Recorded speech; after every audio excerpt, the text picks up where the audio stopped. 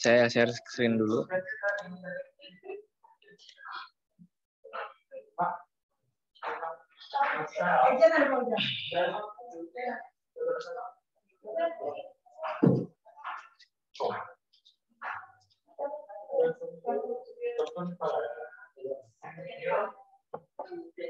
Sudah terlihat tampilan share screen saya? Udah, Pak. Oke. Baik, tolong diperhatikan betul pelajaran hari ini karena materinya agak sulit, tapi materinya cukup penting ya. Oh, kelas berapa? Kelas udah mana? Kelas 2. Aku tak ikut ini. Nanti ketika latihan ya. Pakai nanya lagi kamu ngajar apa? Lah ini saya ngajar kelas kamu lah. Kamu kan anak IPS kan? Makanya saya tanyain gitu loh. Nanti ketika latihan ya di akun belajar. Assalamualaikum warahmatullahi wabarakatuh. Waalaikumsalam warahmatullahi wabarakatuh. Ya, selamat pagi buat Anda semua. Ada pertemuan kali ini ada baiknya sebelum mulai kita berdoa terlebih dahulu sesuai agama dan kepercayaan masing-masing. Berdoa dipersilakan.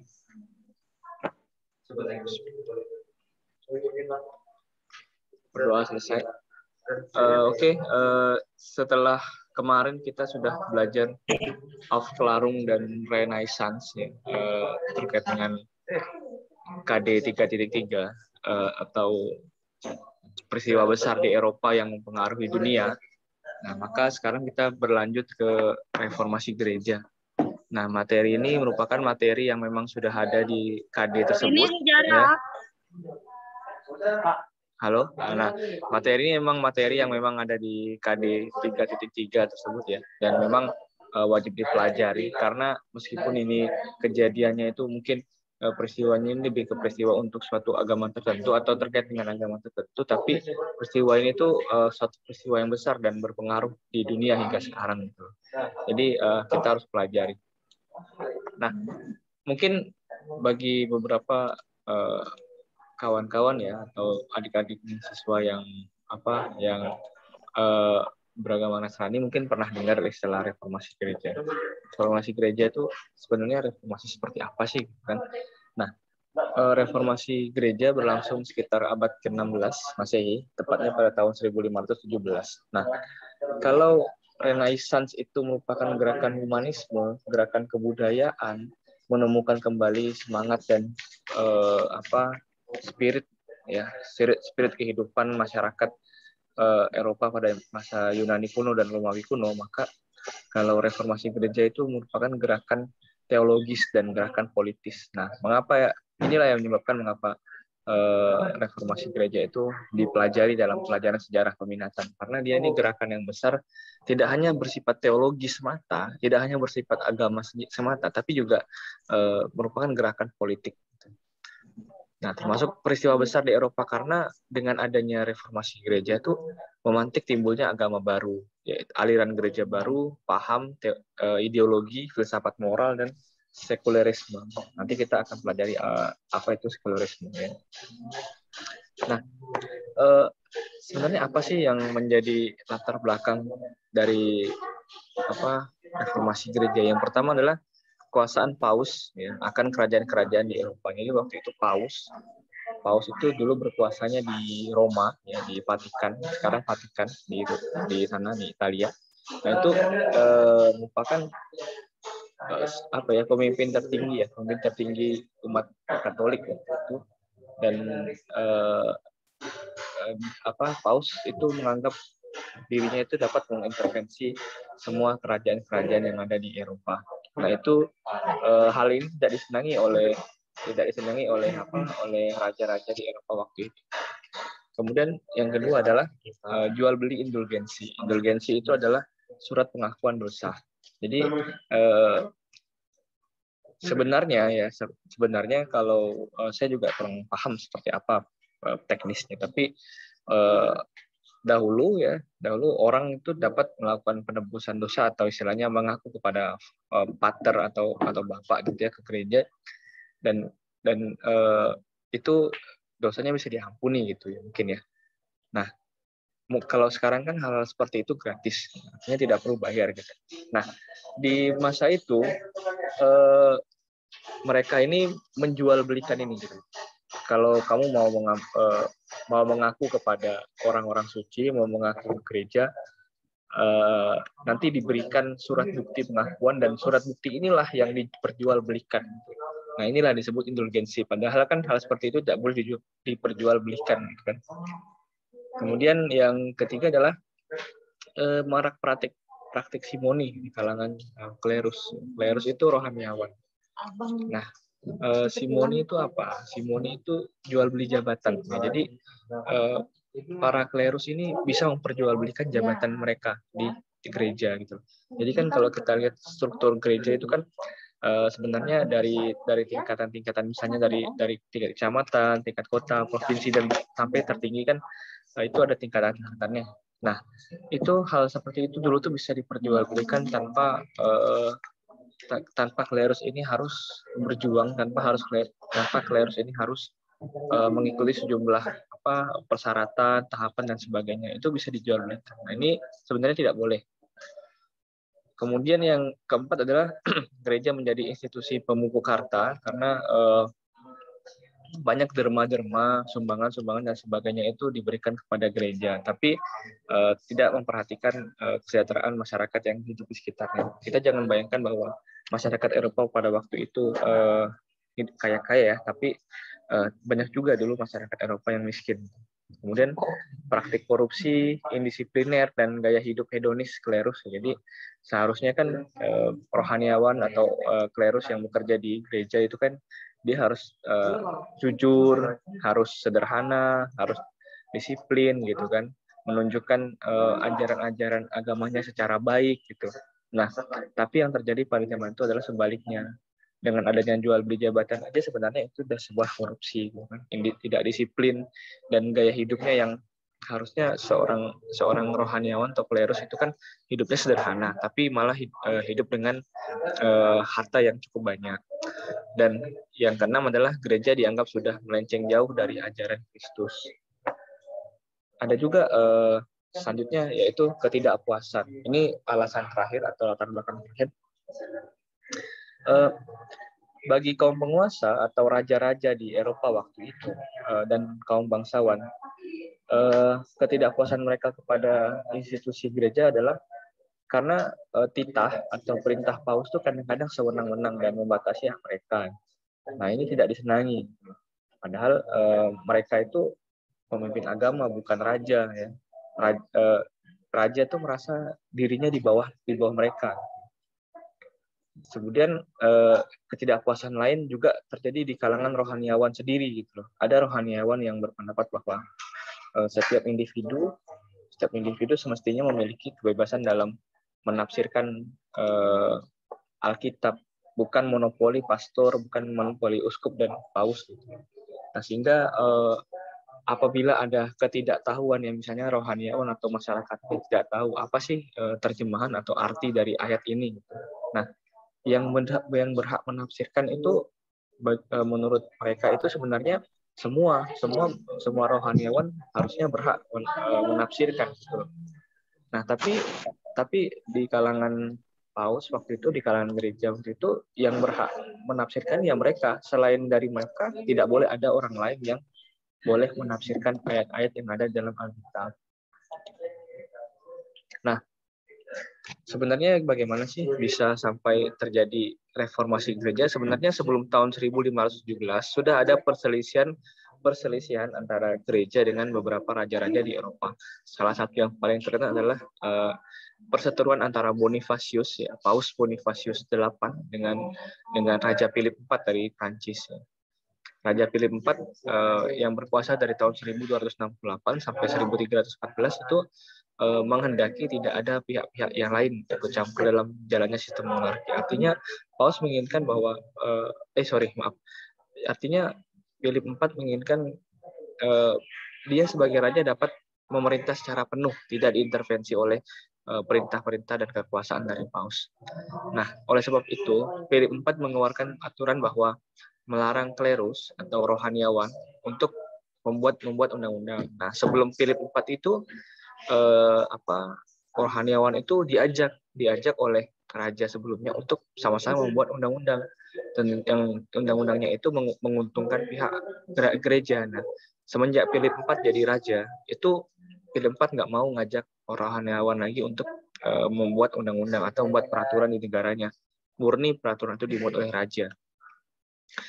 Nah, sebelumnya juga kaum rohaniawan ini mendapatkan privilege atau mendapatkan hak keistimewaan di mana mereka tidak perlu bayar pajak. Ya.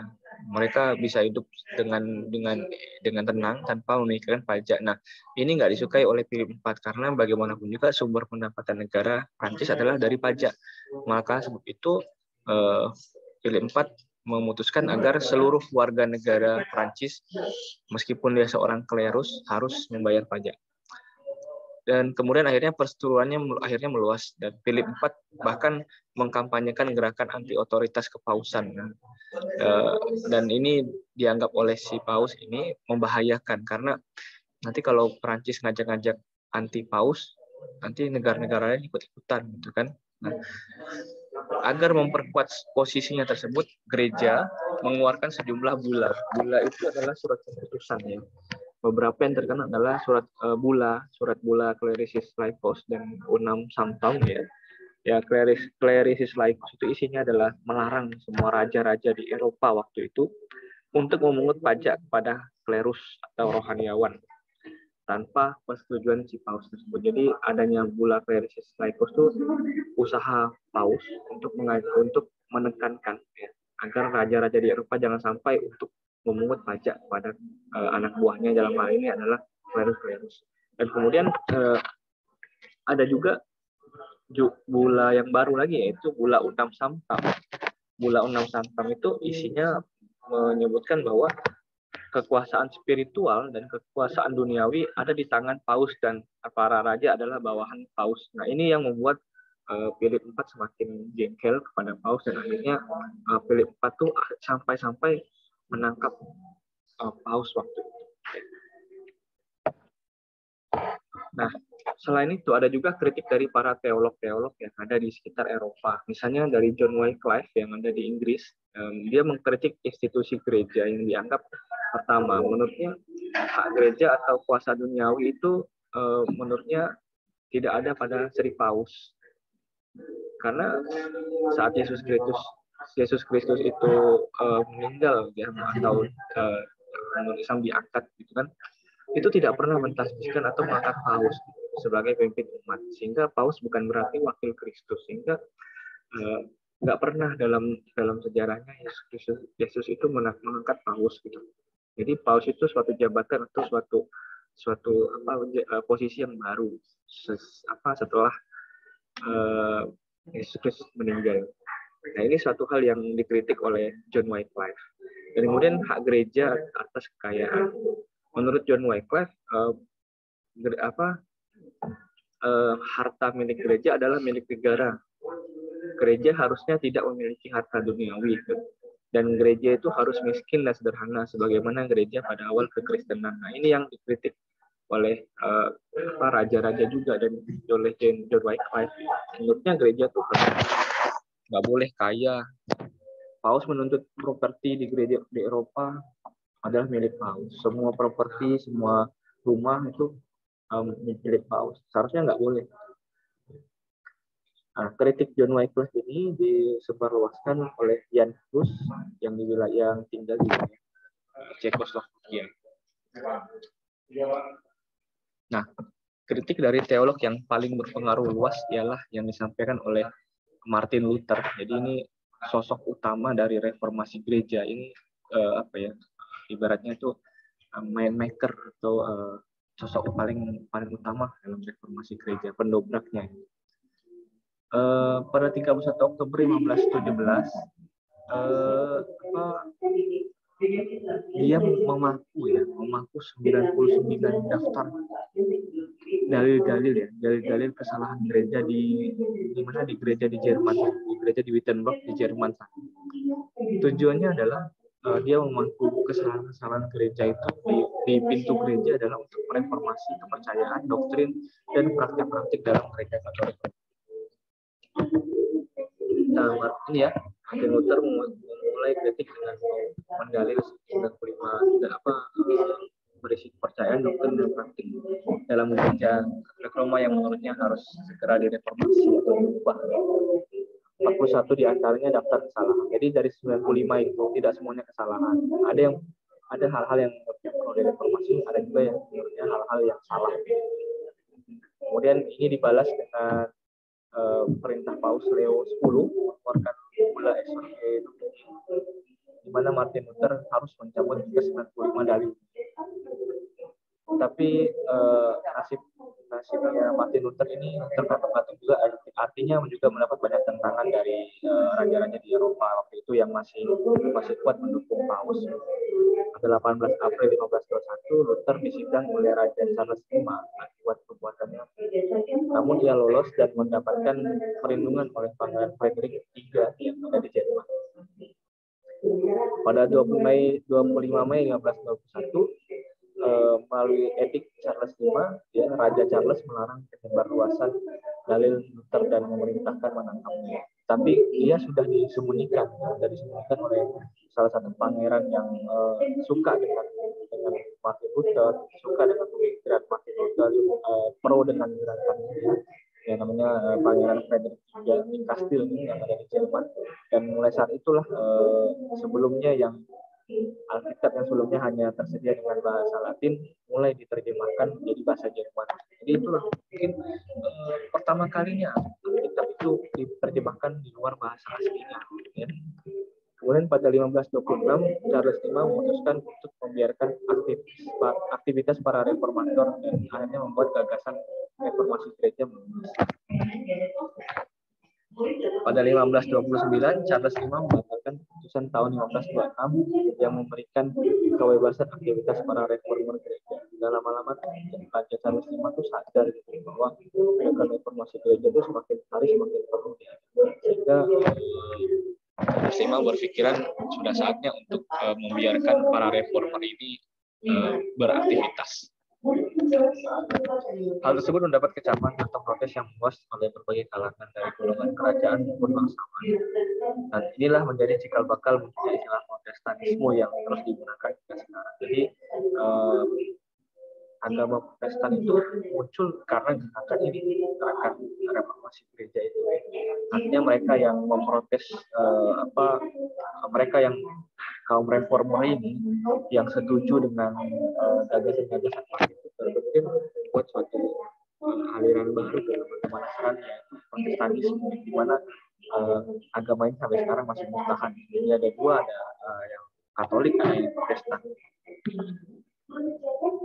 Nah, selanjutnya kita bahas apa sih dampak dari reformasi gereja. Dampak dari reformasi gereja yang paling pertama adalah pecahnya perang 30 tahun. Nah, perang ini merupakan perang yang istilahnya benar-benar perang antara dua kekuatan yang pro reformasi dan anti reformasi. Yang pro reformasi adalah golongan-golongan yang Martin Luther, yang suka dengan Martin Luther, pengikutnya Martin Luther, dan waktu itu sudah mendapatkan dukungan beberapa negara, dan golongan yang masih setia dengan Paus. Itu terjadi perang 30 tahun. Ya bisa dikatakan lah perang 30 tahun perang antara Protestan dan Katolik. Tapi perang ini akhirnya selesai pada tahun 1618 sampai 1648 selesai sampai 1648 ya, di Jerman setelah ditandatangani perjanjian Westphalia. Tapi sepanjang 30 tahun perang sudah mengakibatkan 7,5 juta jiwa di Eropa, orang di Eropa meninggal hanya karena perang. Bayangin, zaman itu 7,5 juta itu sangat banyak, nggak bisa dibandingkan selama 30 tahun perang antara dua aliran. Nah, kemudian apa sih dampak yang lain? Dampak yang lain adalah lahirnya Protestanisme yang tadi sudah saya sebutkan. Yang kedua adalah menguatnya negara pemerintahan negara atau pemerintahan sekuler. Artinya begini, negara yang pemerintahan sekuler itu memisahkan urusan agama dengan urusan kenegaraan, tidak menjadi satu. Nah, ini terinspirasi dari reformasi gereja. Yang saya contohkan mungkin yang Prancis ini, yang Raja Philip IV. Raja Philip IV itu menginginkan agar adanya undang-undang yang tidak berbau agama,